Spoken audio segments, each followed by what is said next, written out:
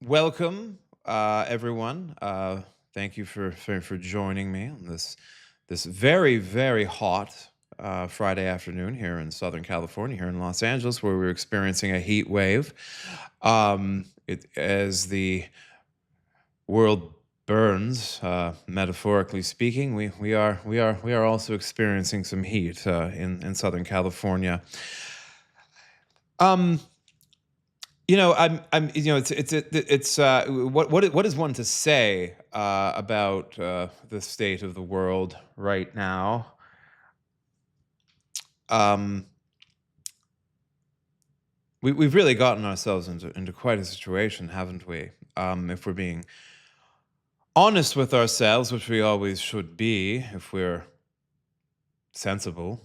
I mean, we're not very sensible, though, are we? We're very dishonest with ourselves a lot of the time. It turns out, in fact, that might be a good jumping off point in which to have a conversation about seriousness, moral seriousness, um, and which is to say that like one uh, should consider um, the impact that they have on others. And when speaking about the world, um, with passion, when advocating for oneself, that one consider the moral consequences associated with what one is advocating for or what one is doing. I mean, to be morally serious, I think I think it's like what an adult should do in civilization. Whether it can be said that we do that in any great regard anymore is debatable. I mean, there are morally serious people among us. I mean, I consider myself morally serious, but I mean, I'll let you judge. You can decide whether you consider me morally serious. And but from my vantage, what I would say at this point is that we are living in a world that is being run by very unserious people, um, making decisions that are having quite morally serious consequences on all of us. I have not shied away from characterizing what is going on in our nation's capital as being the prosecution of a coup against the constitutional order. I want to talk about this right now because I have I have like lost friends, relationships. Um, Even now, I have people in my life that would hear me say that Donald Trump and the administration that he leads is engaged in a coup, is engaging in hysterics. It's not a serious thing to say because like a coup has not yet occurred. And I wrote a piece today where we talked about well, I don't think I should call them my friends. I know them. I've met them all in person, but at the Fifth Column podcast. And I'm not like I think honestly, the kind of commentary that happens in that world, and not just them, but like like look, I'll give the Fifth Column guys some credit. I mean, like they're more epistemically responsible than the mainstream media. I mean, like not that that's like a hard thing to do, but I mean, the question is like, are they morally responsible? Right? People who are sort of taking this detached view of the world. I actually said that I actually consider them in some ways the least bad offender, and I kind of pointed that out in my piece. Like if you look at sort of other podcasts in that same milieu, like trigonometry, for example, um, or my former friend Peter McCormick, and like who used to run a Bitcoin podcast that I've been on a few times, and now is running the Peter McCormick podcast, who's sort of chasing um, the fascist element, the fascist formation in the United Kingdom into the fire. I mean, it's quite a thing to see, really. but in that milieu is, I think, is this like general just sort of unseriousness, this, what some people might say in extremis, is sometimes like referred to as a sort of this black pilled stance, right? That like, oh fuck, like the left was corrupt and now the right's corrupt and they're all corrupt. And so what we should do now is we should give up. We should become sort of like sovereign unto ourselves and stand outside the system. And you see a lot of this in like cryptocurrency and like Bitcoin.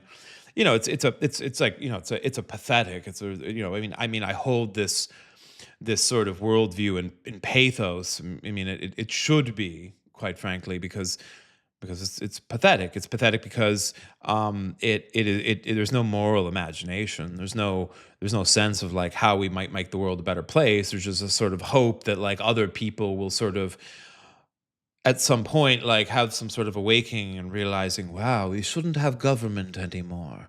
But that's, and then you get into sort of the, you know, thinking like whether or not this is like actually like reasonable. I mean, this is the problem with anarchism and sort of certain forms of libertarianism. Right, libertarianism is, it comes back to, um, this the Thomas Hobbes's like famous observation about the state of nature, right? In the Leviathan, right?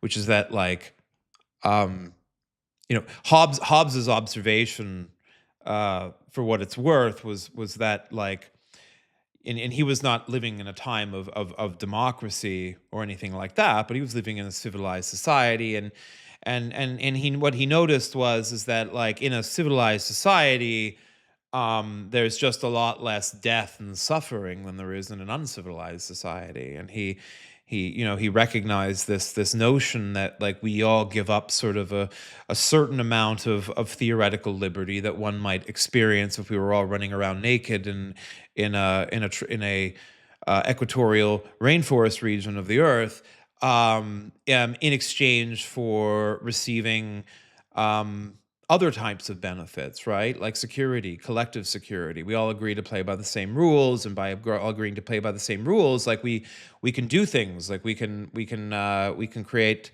bakeries and coffee shops and all these little nice things, and no one has to worry about raiding parties running in and stealing all the coffee every day. So it becomes completely untenable to operate a coffee shop. So like what we're going to do is we're going to have a nice little organized society, and we're all going to agree that bands can't run into the coffee shop and steal all the coffee every day. So we have coffee so we can give them to the nice customers. And so, Hobbes is like, look, I mean, like, yes, if like, we can live in that world where, what he characterized as the war of all against all, or we can agree that we're going to, set aside some of our theoretical liberties in the natural world to do whatever we want, including like steal the coffee from the coffee shop whenever we want and run away while giggling to ourselves that we just got away with it. And Hobbes was like, yeah, we don't want to live in that world. That's like the state of nature, and it's broody, nasty, and short in character, as he put it. So, I mean, I think this is like why, this black pill notion is it's ultimately like immature, like in any historical or philosophical sense. It's like not serious. It's like I stand outside the system. Okay, good for you. Good for you. I suppose, um I mean, I mean, I mean, I'm not saying. I mean, people. There's a lot of people who take that view. I mean, they're not bad people. I mean, like, they're not necessarily saying that they're like in their personal life that they're like immoral people. But I mean, I do think. I mean, this is my sense, right? Like, what I'm doing right now. Um, I feel some degree of moral obligation to be doing it. Like I have, if I have some capacity to like make the world a better place by doing what I'm doing right now, what I think I'm doing right now is adding my voice to the public conversation, so as to, um, you know, create some formation stable narrative in which to sort of understand and comprehend our world, such that we can organize a response to the violence being visited upon our our political and historical cultural inheritances. In this case, you know um our society, our way of life. I mean, these fascists want to rule us, and I would like to stop them. That's what I would like to do. And every day I wake up and my thought is like, what should I do today? I do a lot of things, right? Like I advise people sort of like behind the scenes, the people who want my advice. I do my writing at Notes from the Circus. I mean, that's like what I'm trying to do. I and I think I have to do that. Like, I mean, like, I think that's what you like.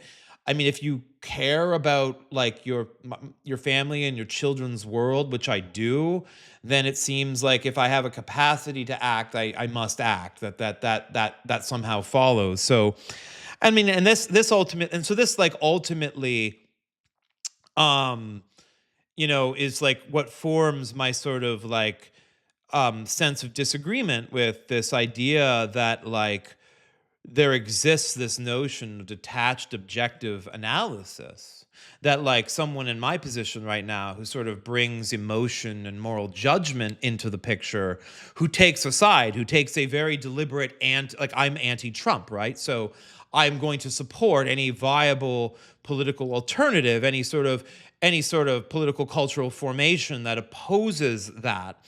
And libertarians and like, so the the guys at the Fifth Column podcast would say, well, I mean, there's lots of objectionable things in this alternative formation, and I will not undersign that. It's like okay, but like, um yeah, I mentioned like, I mentioned Camus and his views on this, right? In 1946, he too like saw this with sort of like the intellectuals and the the Parisian intellectuals in Vichy France, and sort of like how they wanted to sort of like maintain their you know social standing, and so they were like unable to sort of just say with a straight face that like the Vichy's were just like fucking fascist, fucking Nazi, apparatchiks, right? Um, that were completely counter to the interests of the French people. And so because they didn't want to get like disappeared and didn't want to have to go underground, they found ways to sort of like do the kinds of same both sidesing that we see happening today. And I can already like hear people recoiling. You cannot compare this to what's happening in World War II. Donald Trump isn't Hitler, Mike. No, he's not. But I mean, he is bad enough to warrant, immediate removal from office. He's a criminal. He has killed a lot of people. He's killing people right now. I mean, his actions led to the deaths of 155 schoolgirls in Tehran. I'm not saying he deliberately did that, but like the incompetence is a crime in and of itself. Not the and compounding on top of that, the fact that the war isn't legal in the first place under the U.S. Constitution. Congress must authorize a war. Our founders were quite clear on this, and actually like under the this war powers like resolution from 1973 that people like to talk about. I mean, like, you cannot justify this under that statute. That's not a thing. I mean, that's insane. It is actually insane. Like, I mean, and it is actually insane that this war is happening right now from a legal perspective. Like, I don't care. Like, I mean, people will bring up Obama's drone strikes, which were justified under the 2001 AUMF, right? From the war on terror and in Congress, and like we can say, and I know that like folks in like Dick Durbin, like was like like in the Senate, like was trying to make a big deal, years ago of like repealing that AUMF and sort of the kind of the monster that it had become to sort of like create this forever war on terror. Like, I understand all of that, but I mean, like, at least there was like a legal argument there that Congress had authorized it under the 2001 AUMF. There's nothing here, guys. I mean, the president is operating completely outside it. I mean, it's a completely apples to oranges. Like, I'm not, like, again, I'm not saying I agree that that like the way in which, you know, executive authority and the use of war powers hasn't moved outside of, you know, as constitutional, you know, limits that I think are probably should have been reined in by the Supreme Court a long time ago. But I mean, this is just blatant. It's just blatantly ignoring the cause. There's no even. Like, I mean, they're just joking. They're calling it all different things. Like they make up different words for it. It's the number of not a war like explanations, different explanations from different government officials. I mean, like, it's very clear this is a war. It is a war. It'll be recorded as a war by historians, and like our founders, if they were here, would think it's a war under Article 1 of the US Constitution. Like, this is insane, guys. I mean, this is insane. Like, the fact that, like, people would say, like, Mike, how can you compare this to Camus and the intellectuals of Vichy France? I mean, like, I make the comparison directly because it directly applies. It's the same fucking thing. Like, I mean, this is like a civilizational scale event. And we haven't even gotten to the fact that this is going to like lead to an economic catastrophe that's far worse than what happened during COVID, is likely to be far worse than happened during the 2008 financial crisis. So, I mean, all of this happened because of a act that the president took that is illegal, that got a bunch of innocent girls killed, a bunch of other innocent people, over, you know, like, I mean, now over, I think, a dozen American service members killed. I mean, and not to mention the fact, like, the American citizens that had been killed, Alex Pritty and Renee Good, and apparently another American that was covered up earlier last year. There's been 3 Americans who've been assassinated by Donald Trump's, secret police, masked police on our streets, terrorizing us, visiting the very tyrannies that our constitutional order was designed to prevent. And like, people over, the Fifth Column podcast guys are like, well, I can't really legislate on whether which side is moral. I'm certainly not going to support the Democrats. They support a bunch of things I don't agree with. I mean, like, guys, you're not serious. You cannot be serious. It's not a serious position. I mean, like the moral unseriousness of that stance, like, from like any like basic apprehension of like what is going on at a civilizational level, it's just absurd. It's absurd. Like, the way I'm describing it now is how historians 10, 20 years will view it, right? Like, that's how you're going to look. You're going to look like an absolute fool who was sitting there saying, well, I mean, yes, Donald Trump was really corrupt. He tried to overthrow an election, and that is of course like very, very bad. But Kamala Harris was also incompetent. Did you not see what she was saying? She was talking about price controls on groceries. That's Marxism, Mike. Mike, did she adequately like throw in her support for Israel? Or was she like did she adequately like condemn Hamas or indicate like sufficiently that she was going to oppose trans ideology? Mike, you cannot sit here and tell me that it wasn't a hard choice between that and the man who literally tried to steal an election, in 2020 that led to like January 6th. Like, we are, unlike you, Mike, we're not hysterical. We can see that both sides are completely fucked up. And like, I'm simply not going to sit here and be forced to vote for the people just because Donald Trump is trying to take over the world. Like, it's like this is like actually how like insane like that sort of like viewpoint is. Like, I mean, This is like this like anti perspective, more broadly, which isn't just them. It's like it's Jonah Goldberg too. It's he has Jonah at least has a far more philosophically dense explanation. He's not a joiner. He doesn't join movements, is like what he said. But come on, it's like, honestly, it's like a moral dodge, right? It's the same fucking thing. It's a morally unserious posture when you're the kind of person that a lot of people look up to, and look up to you as the kind of person that helps them understand the world, and like, you recognize these dangers. You have a responsibility to tell those people like the full moral truth of what's going on. And if you sit there and you say, well, Mike, I get what you're saying about everything with Trump, and I don't disagree with you, but James Tallarico is like pushing veganism, and Graham Plattner got a tattoo and when he was younger that he didn't know was a Nazi tattoo. Mike, you can't be serious. We can't vote for these people. This is like actually the things they say to me in private. I'm serious. I'm not exaggerating. And so, at some point, it just has to be said that that is not a morally serious stance. It just isn't. It's not a morally serious stance.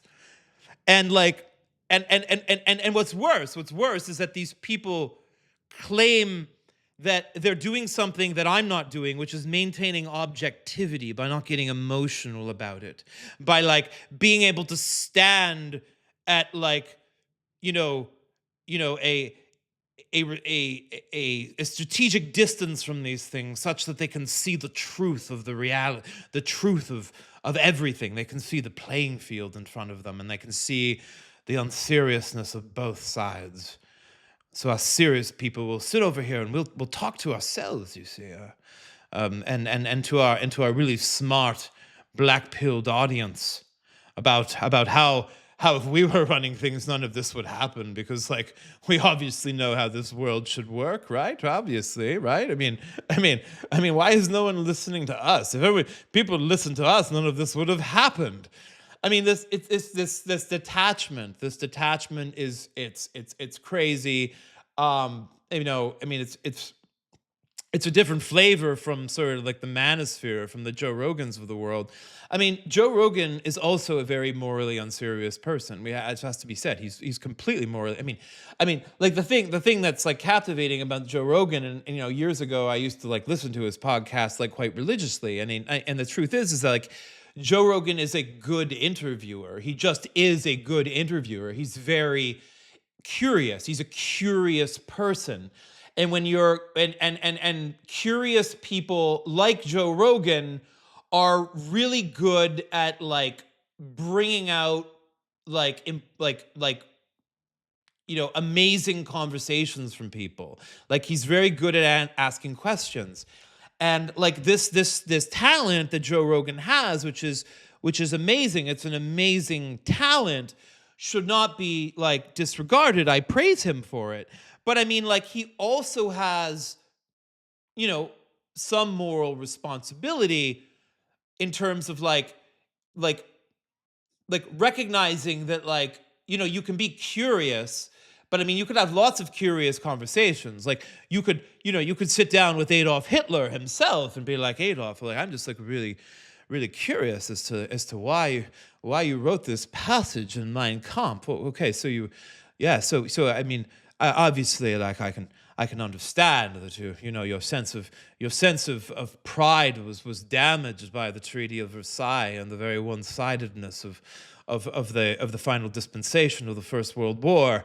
And I'm sure we could have a really very curious conversation with Adolf Hitler. And you could have that, and you could imagine the Joe Rogan in that kind, in that world, having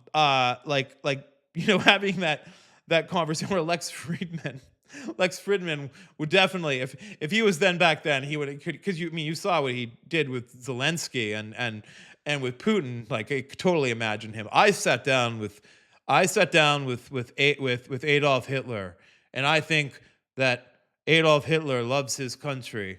Like, I mean, I can just only imagine, like, Lex, like, I mean, it's insane. It's insane that we have these, like, incredibly morally unserious people that dominate the commentariat.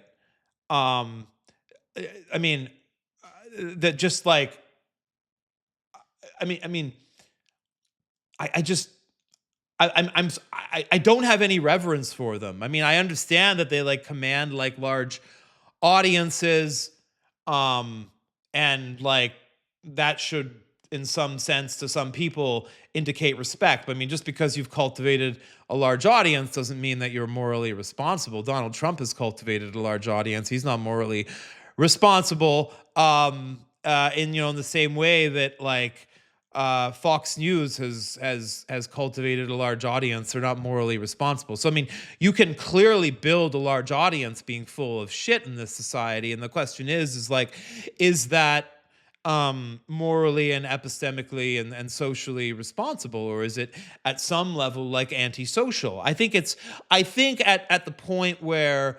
curiosity crosses into sort of like lacking any moral discernment, any like real, like strict pushback, like when someone is like, well, I mean, like, well, maybe Hitler did have the right idea. And you're like, well, tell me more about that. And you're like, no, don't tell me more about it. What the fuck are you talking about? Hitler did not have the right idea. He like, I mean, like this is like the world we're living in. People who mistake a complete lack of moral discernment as a necessary precondition for intellectual honesty. And that is a world in which people, um, you know, uh, have no like I mean, in that world, it's not possible to have a shared moral reality because it's we're it we've basically epistemically, at least if not in the physical world, although it remains to be seen if we'll get there, have found ourselves in a war of all against all. And so like that's like where we are on this. And so um that's why I'm so you know, attacky against like some other commentators in the space. Like, people have said to me, Mike, he's like, you realize, like, why are you calling other people out? Why are you making it about the people and not about the argument? And it's because like because it's not about the argument. It is about the people because these influencers have sort of, in many cases, I'm not saying this is the fifth column guys, actually. I don't think they're audience captured. I actually think I wouldn't accuse that of them. But like, but a lot, I mean, I think like Rogan is audience captured. Like a lot of these other guys are audience captured. And so, like that, to be captured by I mean, this other guy, Peter McCormick, that I referred to before, like he's like totally audience captured. Do I think that's a failure of character? Yes, I do. I think that says something about your character, that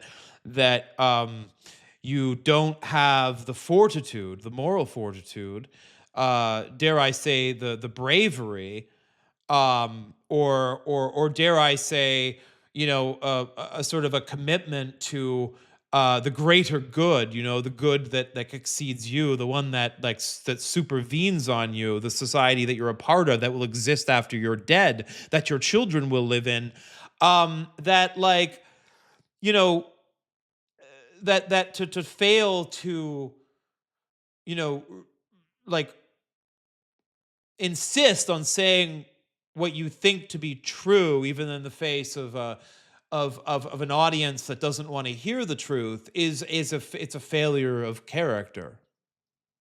It just is. I mean, like, you should speak the truth, even if like no one agrees with you. You absolutely should. You owe it to the truth. You owe it to me. Like if not, I mean, you guys all know the famous Norman Rockwell painting, right? Of the man standing up, right? It's like the meme, right? Like, I mean, that's what I mean. Someone has to, like, someone must just speak the truth, even when people don't want to hear it. So, and I don't think that people who sit and say, "I'm not taking any sides here. Um, I'm not, I'm not voting. I'm not voting because there's like no good options. Even if Donald Trump is trying to steal the election, is trying to be a fascist dictator, I'm not simply not going to vote for someone who's going to who's going to impose a wealth tax. I mean, Mike, do you understand how complicated a wealth tax would be? Like on unrealized gains and like what you would have to do. It's like, Mike, I can't vote for that. I mean, Mike, I understand our democracy's in flames, but that's just untenable, right? And like to think that that's like a morally sustainable position, like that's actually like fucking sane. Like, I'm sorry, it's not sane. And I won't pretend so. It's um not in any way a sustainable position. So let's talk about the world, right? Where are we? Where are we right now? This is a big discussion that we have to have. Um, this war in Iran that Donald Trump's gotten himself into. That my earlier rant made very clear my opinion. It's not my opinion. I mean, it's an illegal war under our constitution. I mean, the Strait of Hormuz crisis is it. I mean, it's it's bad. I mean, most people don't understand how bad it is yet because they don't like understand the complex interdependencies in global supply chains from those like petroleum products that come out of the Gulf. Like a quarter of like, and people be quick to suggest that like the Saudi Arabia has a bypass pipe and they've restored 40% of their exports or something. But this is catastrophic for many things. Um, People don't realize how important oil is actually for our food supply, not for just for transportation, but for fertilizer. Um, nitrogen fertilizers that are responsible for I don't know. I mean, I think like at least crop yields worldwide would fall. I think someone correct me on this, but I think it's like 30 to 40% are only made possible by these fertilizers. And so fertilizer costs doubling, tripling, quadrupling going into the key planting season at a time when the agricultural sector is already under stress because of Donald Trump's fucking trade war, means farmers are like, you know, they're bearing like much greater costs. This could mean planting less. I mean, I don't know. Like people, I'm not an agricultural expert, although I've tried to find some like smart analysts and see what they've had to say and just kind of get the general contours of the risks here. But I mean, like this is like a serious problem. I mean, in terms of like the global food supply and the price of groceries like around the world, like this makes what happened during COVID like look like child's play to me. I mean, just eyeballing it and just sort of like looking at this three week now going on 4 week gap in that global supply chain. This is bad. And then the transportation costs, the shipping costs, the catastrophic impact this is going to have on global shipping costs, and the disruptions to global shipping systems by leaving like losing one of the most important oceanic trade routes in the world, going offline indefinitely. This is a catastrophe. Um, and like it could lead to a global depression. Like that's in the cards. A financial crisis, financial collapse.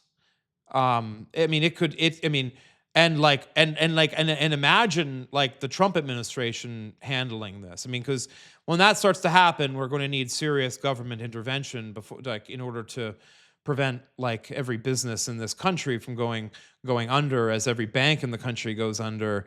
I mean, and this administration is trying to take control of the Fed and force it to lower interest rates, which would, I mean, it would collapse our currency under these circumstances. We would have a collapse on, not unlike what happened to the Deutschmark in the, in the late Weimar Republic, which in no small part, helped lead to Hitler and the Nazi Party's rise. So, I mean, that would be a great additional historical symmetry for these fascists to bring about a collapse of the U.S. dollar, which these crypto and Bitcoin people, by the way, want to see happen. They're like actually like, yes, yes, make this happen.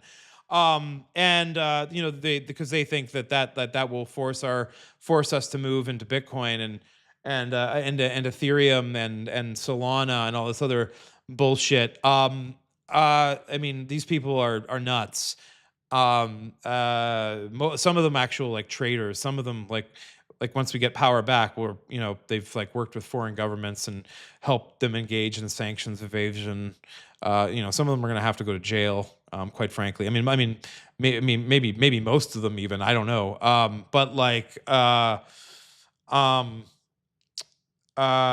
This is like, I don't mean. I hope there's some white swan here that like I'm not seeing. Like, I don't know. There's like amazing battery and solar technology that's coming online. Maybe that's like, the world's gonna like, have a golden age over the next 2-3 years of solving our energy crisis with like cheap solar and cheap battery. I mean, I don't know. I mean, I'm just trying to think. I mean, I'm not saying I think that's likely. I'm just like trying to think out of the box here. I mean, because this is like a major structural problem in the global economy. Like that energy is like not there. It's like gone. And so like the whole world has to pay for less energy. And that has like insane like knock-on effects that you can't just like paper over with government subsidies or just like moving money around on a spreadsheet. That fucking oil's not in the system, guys.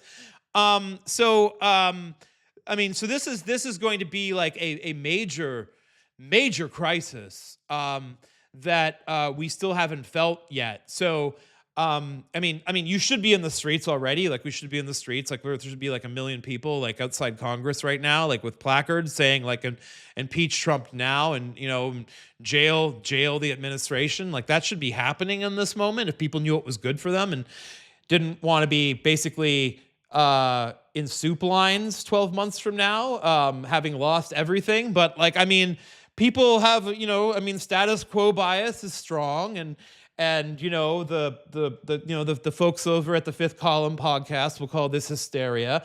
But I think this is what the situation warrants. I mean, we'll see if people are laughing at me in a year. On this prediction. I'll be happy to be wrong. I'll make a joke about it. I'll be very self-deprecating if that happens. But I think that like this is like at that level. I don't know what else to say to people other than like if we do not act soon, and get some. Even if we do act soon and get competent leaders in there, we are not going to avoid economic catastrophe. Just so you know.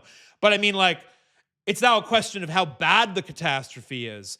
And, it's pretty clear that it's going to be a worse catastrophe than it otherwise would be if we don't get Trump and Vance and this corrupt regime out as soon as possible. So, that should be your number one goal, America. Convince Congress. Convince those Republicans that they should abandon Trump. That's what you want to convince them. That's your number one job. Figure it out. Ask ChatGPT for ideas. We have lots of tools now.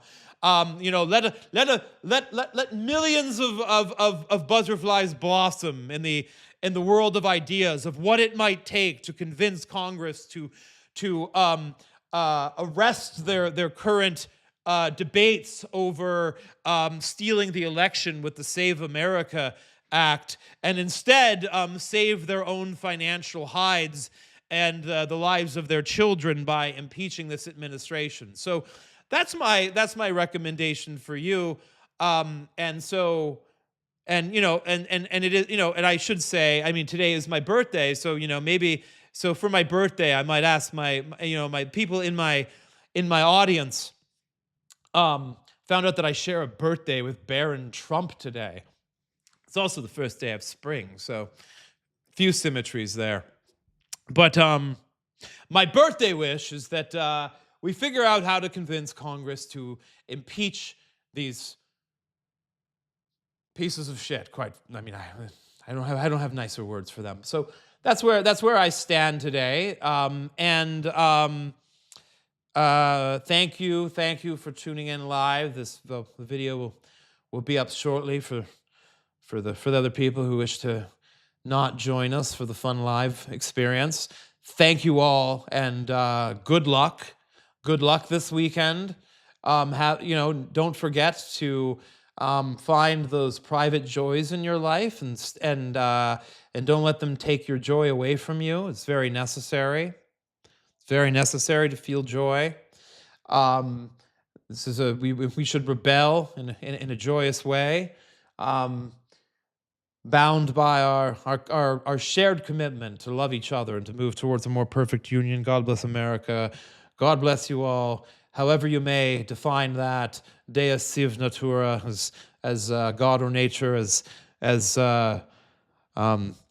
Spinoza would say. And have a great weekend. Thank you, everyone.